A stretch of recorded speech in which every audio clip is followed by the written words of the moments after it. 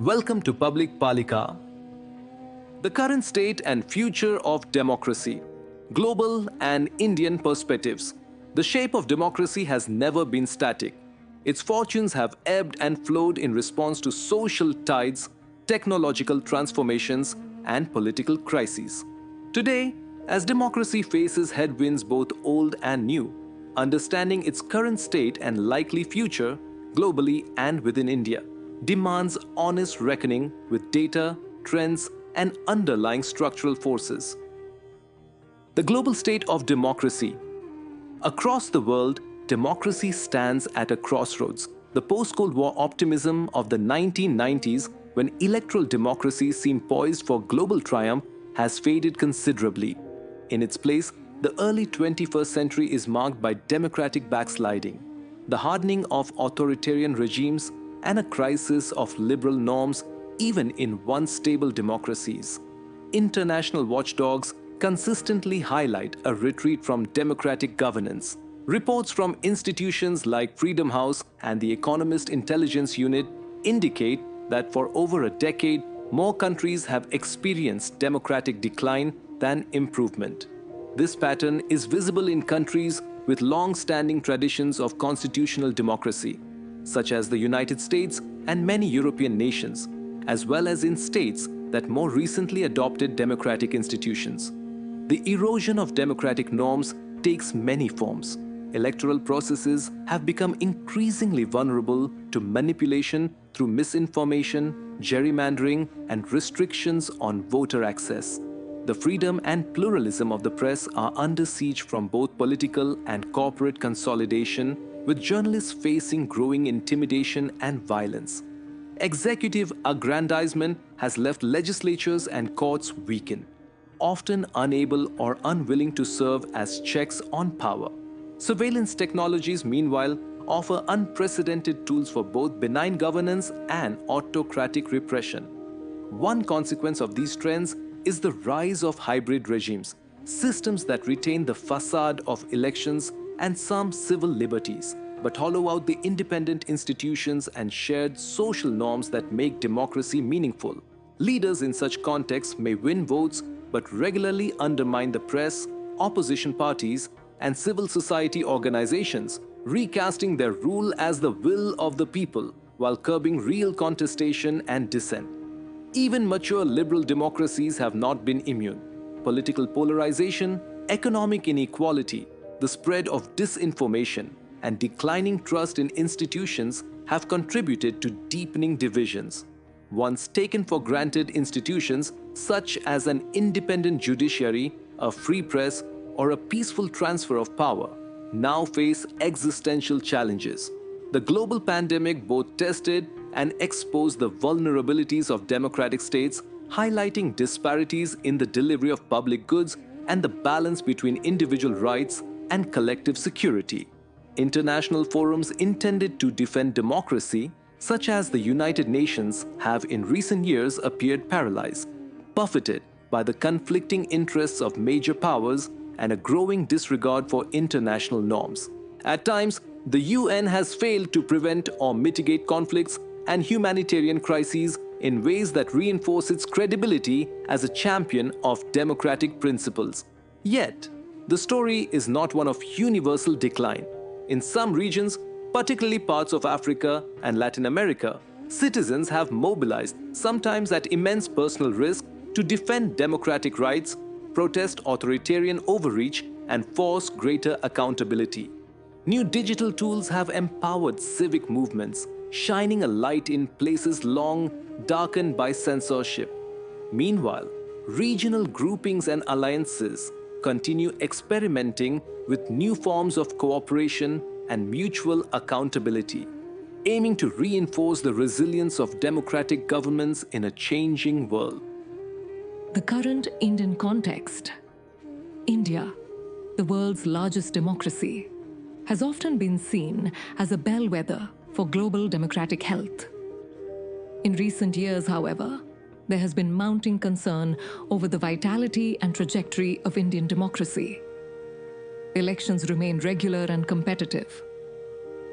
Voter participation is robust, and the institutional infrastructure of elections, the Election Commission, the use of electronic voting machines, the sheer logistical scale of polling, retains much of its credibility.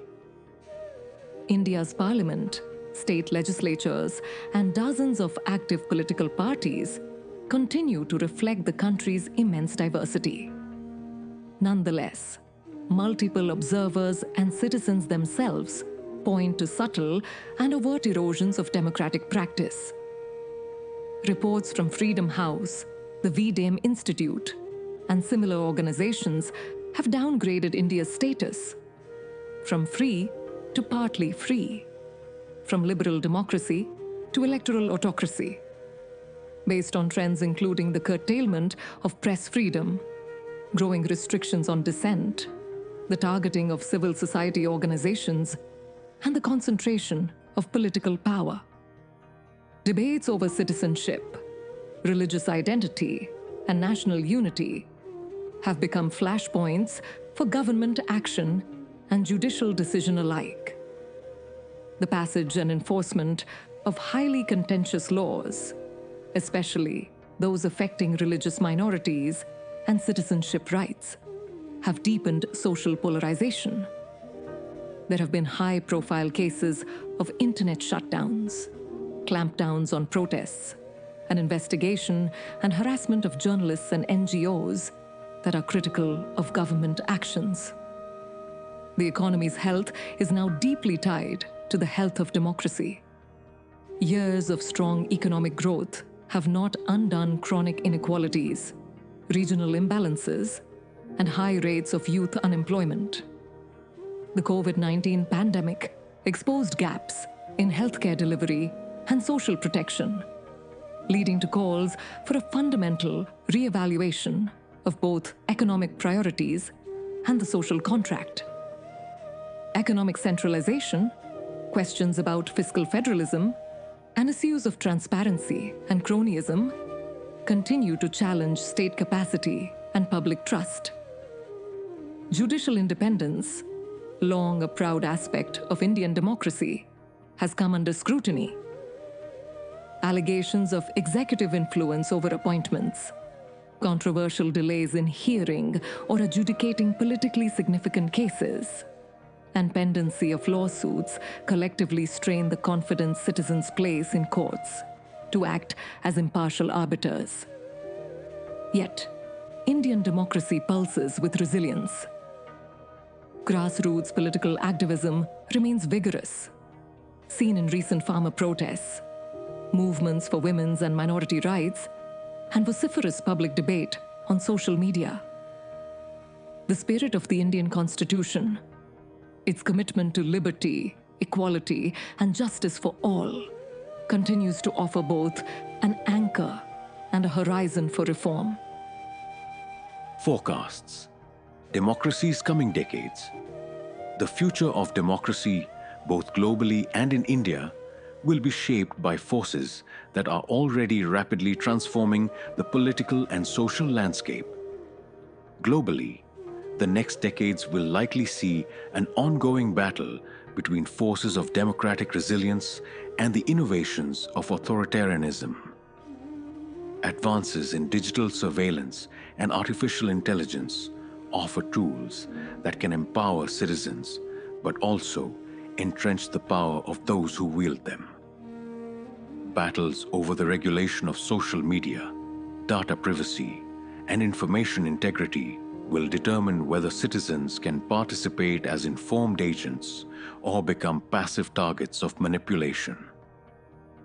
The struggle for economic justice, addressing rising inequality, precarity of work, and access to public goods, will either reinvigorate democratic legitimacy or deepen cynicism and disaffection. Nations that succeed in marrying technological progress with broad-based inclusion will likely fortify their democracies. Those that do not may see a further erosion of trust in the system. Geopolitical conflict, especially competition among major powers, threatens to sideline international mechanisms for defending democratic norms particularly as global energy, migration, and climate crises intensify. Supranational efforts to shore up democratic standards may falter under pressure from protectionism, nationalism, and the prioritization of immediate security over long-term justice. For India, the coming years will pose severe but not insurmountable challenges. Demographically, India is young, digital, and urbanizing. This creates immense potential for innovative citizenship and local governance, but also new flashpoints for social unrest without job creation and equitable development. Political centralization and majoritarian cultural narratives will be tested against traditions of federalism, pluralism, and regional self-assertion.